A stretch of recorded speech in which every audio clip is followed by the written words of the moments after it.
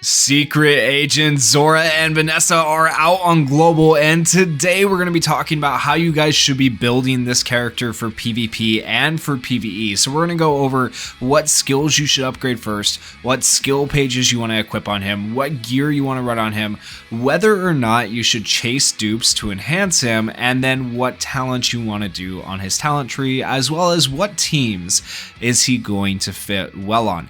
So let's start by talking about his passive. You get this unique passive just for getting him to LR status, and at the start of a battle, if mages on the ally side are of different attributes, grants self taunt immunity and invulnerability for 1 turn. This is one of the few characters that has like the ability to protect or give himself invulnerability as an attacker mage, so he's actually pretty dang good for that reason. And now the catch is you do have to run him with all different types on your team, so just keep that in mind when you're trying to run this character if you want to maximize his efficiency.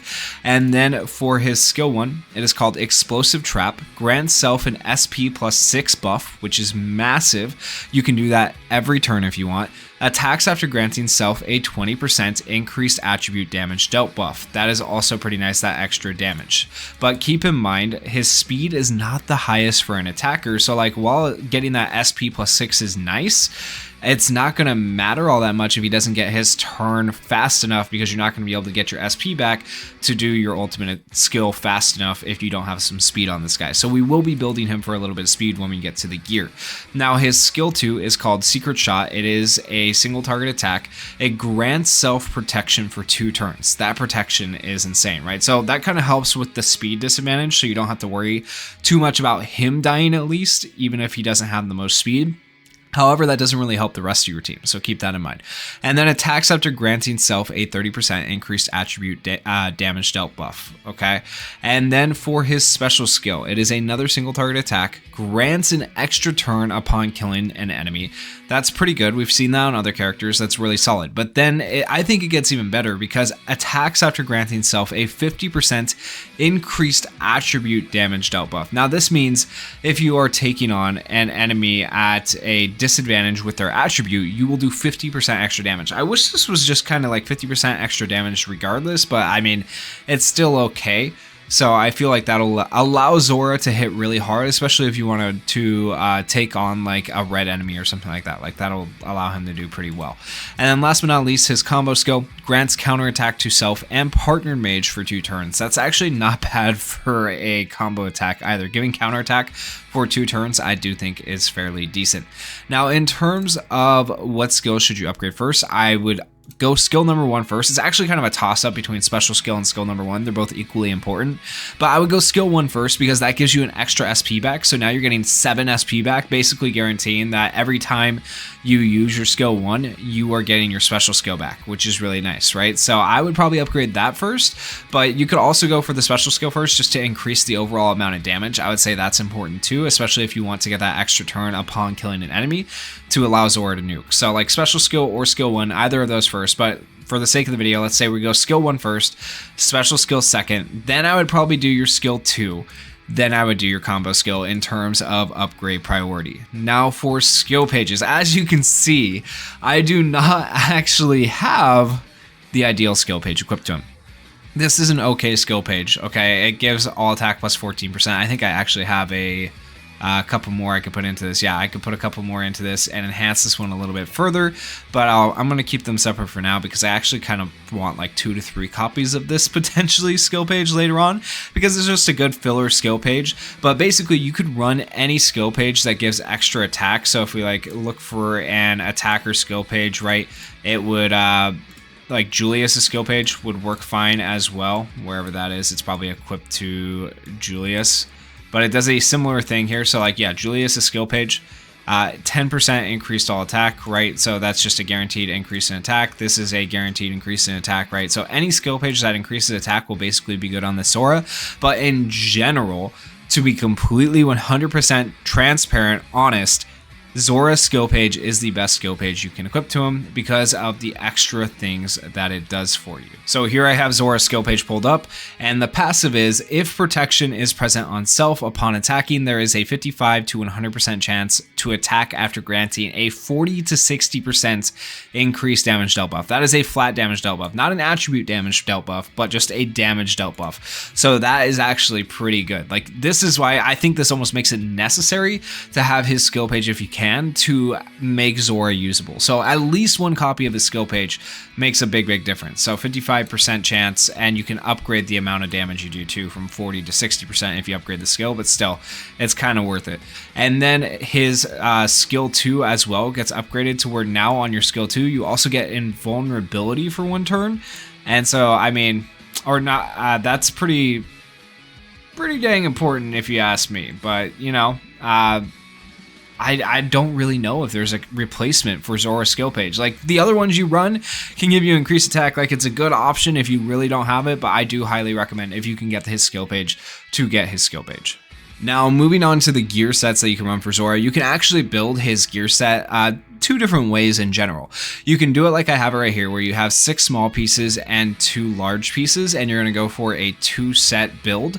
And this is ideal because you're going to get more substats built in here. The more pieces you have, the more substats you have, right? But the other option would be to go for 4 large pieces, and you go for a 3-set here, probably where you go for attack, mobility, and like an advanced speed set. Now, the reason I didn't do that is because I actually don't have like enough of the advanced speed set here to make it happen, but you would want like this set right here, which grants a 10% increased speed buff for 1 turn when using a special skill. Like, that would be really good on Zora. So you have the mobility set, you have the attack set, and then you have the advanced speed set as well, with 4 large pieces and then 3 small pieces in the middle. But this is the way you can build him if you're going for substats and you're going for transcendence and you're just trying to maximize your overall stats besides speed. So I feel like this is still a pretty decent build. But those are kind of the 2 ways you can build him right there. So in general, you're going to be going for attack stats. All of these pieces right here are going to be attack pieces as your main stat, because Zora is an attack character, so you do want to build up his attack as much as possible. And then when it comes to substats, I don't have the best ones on here right now, but you are going to want to go for attack percentage substats and probably crit rate / crit damage substats. Those are going to be the best ones for you to maximize his damage. You don't need to focus too much on like damage resist or HP or defense, because he has that invulnerability, he has that protection, and he is an attacker type mage. So you want to maximize his damage overall. So you're going for attack percentage, and then you're going to go for crit rate percentage and probably crit damage percentage just in general for Zora when you build him up. Okay. Now, in terms of enhancement, should you be enhancing this guy or not? So if we look at the enhancement levels, you will see that in enhancement level 2, attacks after granting self a 20% increased damage dealt buff for every enemy that is alive.